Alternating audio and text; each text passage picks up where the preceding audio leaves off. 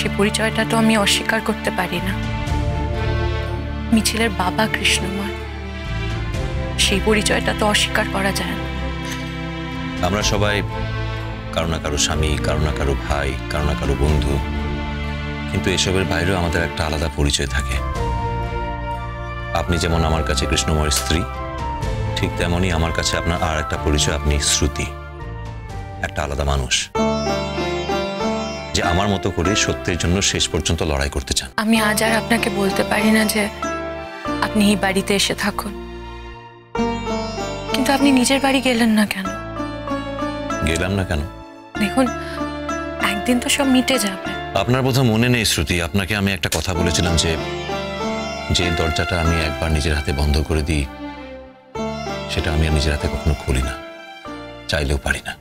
আমার মনে আছে, আমার এটাও মনে আছে, আপনি বলেছিলেন ইমনের মতন নির্ভর, ইমনের মতন বিশ্বাস, ইমনের মতন ভালো আপনি এই পৃথিবীতে আর কাউকে পাশেনও না। হ্যাঁ, সে কথাও সত্যি, দুটোই সত্যি। তবে একটা কথাও তো ঠিক, যে ভালোবাসলে যে সবসময় গিয়ে পাশে দাঁড়াতে হবে, বা ভালোবাসা মানুষটার কাছ থেকে কখনো দূরে সরে আসা যায় না, এমনটাও তো নয়।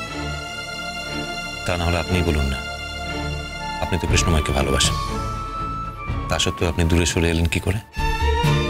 আমি কৃষ্ণময়কে ভালোবাসি, কিন্তু সেই ভালোবাসা অপরিহার্য ভালোবাসা নয়। আমি এমন ভালোবাসা বাসিনি যে কৃষ্ণময়ের থেকে আমি দূরে থাকতে পারবো না।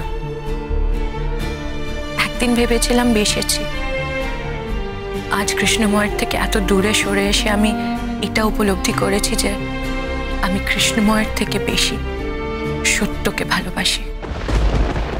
না মা, তুমি যেও না। দেখো, ও যদি ওখানে থাকে তাহলে ও তো ওখানেই থাকবে, ও তো ওই জায়গাটা ছেড়ে কোথাও যাবে না। আমি ওর সঙ্গে একটু কথা বলতে চাই, আমি ওর মুখোমুখি দাঁড়াতে চাই, ওর সঙ্গে একটু কথা বলতে চাই।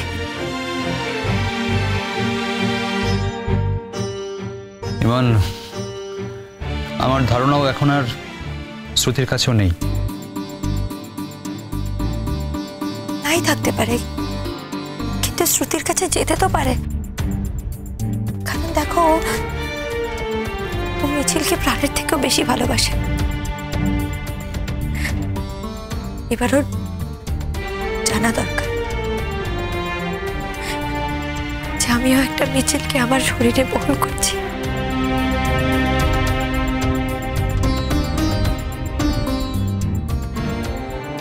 তুমি কি মনে করছো এই কথাটাও জানে না ইমন?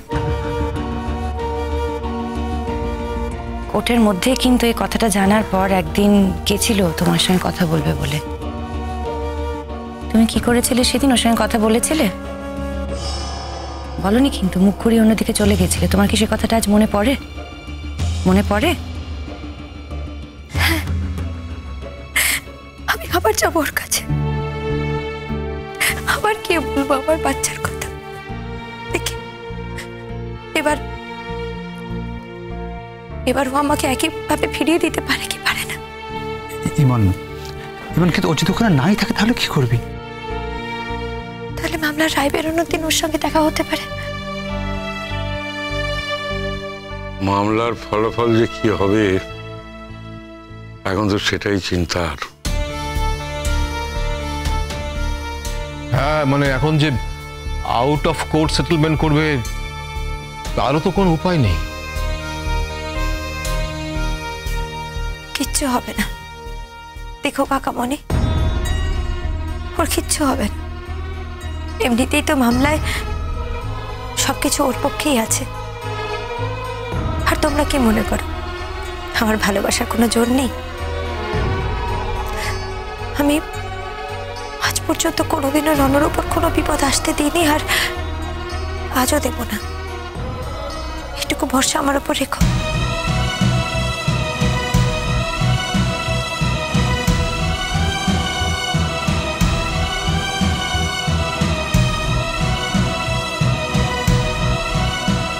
কোন সত্যটা? সত্য এটা, কৃষ্ণময় আর আমার জীবন প্রবাহ দুটো আলাদা খাতে বয়ে গেছে। কৃষ্ণময় আমাকে নিজের জীবনের সঙ্গে জড়াতে চায়নি, আমিও নিজেকে কৃষ্ণময়ের জীবনের সঙ্গে জড়াতে চাইনি। এখন আমার অবলম্বন মিছিল। মিছিলকে আমি নিজের মতন বড় করতে চাই। রণজয়, যাওয়ার আগে আপনার সঙ্গে দেখা হলে খুব ভালো হতো। কোথায় চলে যাচ্ছেন? দেখুন, আমি কিন্তু বাড়ির ভাড়া আগাম মিটিয়ে দিয়ে এসেছি আরো 1 মাসের জন্য। আর আলমারিতে দেখবেন একটা তাকে একটা খামের মধ্যে বেশ কিছু টাকা রাখা আছে আপনার সংসার খরচের জন্য। আপনার কখনো কর্তব্যের ত্রুটি হয় না, সেটা আমার থেকে ভালো আর কেউ জানে না। কিন্তু আপনি কর্তব্য পরায়ণ মানেই যে আমি অকর্তব্য ধরে বসে থাকবো তা তো নয়। আমার তো একদিন চলে যাওয়ারই ছিল, আপনি আমাকে যেতে দেননি। এবার আমার কাজ শেষ, তাই বলছিলাম যাওয়ার আগে একবার দেখা হলে ভালো হতো। কবে যাচ্ছেন? আপনার মামলার রায় বেরোনোর ঠিক পরের দিন। আমার মামলার রায় বেরোনোর জন্য আপনার অপেক্ষা করার কিছু নেই। জানি, আমি অপেক্ষা করি না করি তাতে আপনার কিচ্ছু যায় আসে না, কিন্তু আমার মনের কাছে তো আমার একটা জবাবদিহি আছে। আমার বিবেকের কাছে আমার চাওয়া পাওয়া আছে। সেখান থেকেই বলছি, আমি নিজের প্রয়োজনেই অপেক্ষা করব, আপনার জন্য নয়। নিজের প্রয়োজনে মানে? সব কথার মানে জানতে নেই রণজয় চ্যাটার্জি। সব কথার মানে জানলে আপনার ভালো লাগবে না। যাওয়ার আগে একটা অনুরোধ করছি। ইমনকে আমি অনেক কড়া কড়া কথা শুনিয়েছি, ঠিকই শুনিয়েছি এই কারণে যে ইমন আপনার মতন স্বামীকে চিনতে পারেনি। যে সময় ইমনের সব থেকে বেশি আপনার কাছে থাকা উচিত ছিল, ও ছিল না। তবুও বলছি, ইমন কিন্তু আপনার জন্য কষ্ট পাচ্ছে। দেখুন শ্রুতি, যখন আপনার সঙ্গে আমার কোনো কথা হবে তখন যদি আপনি মিছিলের কথা বলেন তাহলে আমি মন প্রাণ করে শুনব। আপনি যদি আপনার কোনো সমস্যার কথা বলেন তাহলে আমি মন দিয়ে শুনব। আর এত কিছু হয়ে যাওয়ার পর যদি আপনি কৃষ্ণময়ের কথাও বলেন তাহলেও আমি মন প্রাণ দিয়ে শুনব। কিন্তু তার বাদে অন্য কারো কথা, অন্য কোনো বিষয় আপনি বলবেন না প্লিজ। দেখুন, বন্ধু হিসেবে আমার এই কথা বলার দায় রয়ে গেছে। আমি চাই আপনি আবার আগের মতো নিজের বাড়িতে ফিরে যান। যে বাড়িতে আমি ছিলাম আর যে বাড়িতে আপনি এখন ফেরার কথা বলছেন, সেই দুটো বাড়ি এক নয়, আলাদা। জীবনে এই একটা ক্রাইসিস আমাকে বুঝিয়ে দিয়েছে খুব ভালোভাবে যে আমার আগের থাকার বাড়িটা আর এখন আমার ফেরার বাড়িটা কিন্তু এক নয়। এমনি হয়তো বুঝতে পারতাম না, কিন্তু এরকম একটা ঘটনা ঘটে যাওয়ায় ভালোভাবে বুঝতে পেরেছি যে যে জায়গাগুলোকে আগে বিশ্বাসের জায়গা বলে ভাবতাম সেগুলো আসলে কতটা আলগা ছিল। আর যে জায়গাগুলো আলগা ছিল সেগুলো জোর করে কখনো মজবুত করা যায় না, আর আমি করতে চাইও না। আবার যে কোনো রকম পরিস্থিতিতে আমি বিশ্বাস হয়ে যেতে পারি, সেই বিশ্বাসের জায়গাগুলো আবার আগের মতো আলগা হয়ে যাবে। তাই আমি চাই না ও বাড়িতে ফিরতে। আর কি করবেন আপনি? দেখি, রায় বেরোনোর পর বুঝবো। যদি চাকরি থাকে তাহলে আগের মতো চাকরি করব, দূরে কোথাও পোস্টিং নিয়ে নেব। আর যদি চাকরি চলেই যায় তাহলে তো আমার মতো স্বাধীন লোক কেউ থাকবে না। তখন নতুন করে ভাববো কি করা যায়। আপনার সপক্ষে এত বেশি প্রমাণ ছিল, আমার ধারণা আপনার কোনো শাস্তিই হবে না।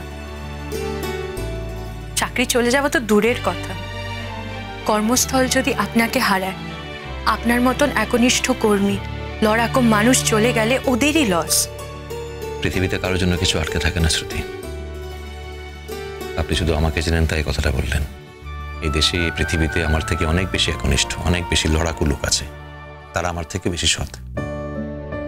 আপনি আমাকে সম্মান করেন বলে কথাটা বললেন যে আমার কোনো শাস্তি হবে না, কিন্তু জরুরি নয় যে আপনার মতো একই কথা আইনও বলবে। তাই বললাম, দেখি কি হয়। তাহলে ওই দিন দেখা হবে আপনার সঙ্গে? কোন দিন? বললাম যে মামলার রায় বেরোনোর দিন। এমনই একটা জায়গা সেটা, যেখানে সবার যাওয়ার অধিকার আছে।